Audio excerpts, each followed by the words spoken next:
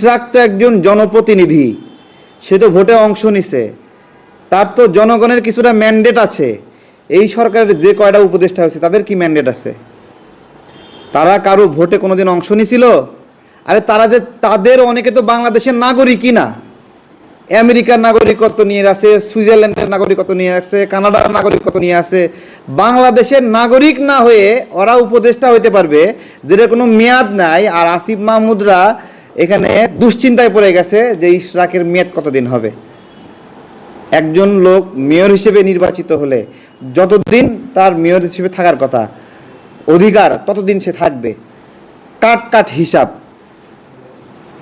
কাট হিসাব নাকি সে মেয়র হিসেবে নির্বাচিত হয়ে যতদিন থাকবে, তাই না? এখানে যেই আচরণগুলো করা হচ্ছে এটা প্রমাণ করতেছে কয়েকটা বিষয়। এক নাম্বার হলো এদের ঢাকা মহানগর দক্ষিণে নিজেদের মতো করে প্রশাসক নিয়োগ দেওয়ার খায়েশ, সেই খায়েশে বাধাগ্রস্ত হচ্ছে। এদের দুর্নীতি করার খায়েশ বাধাগ্রস্ত হচ্ছে।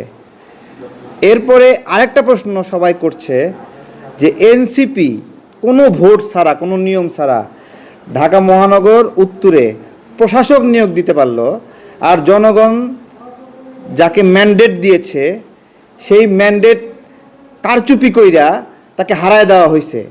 সেই লোকটা আদালতে গিয়ে বলছে আমাকে হারায় দেওয়া হয়েছে, এটা আপনারা বিচার করেন।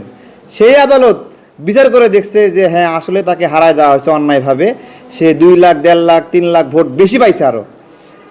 তাহলে আদালতকে এই বিচার করতে দিবেন না আপনি?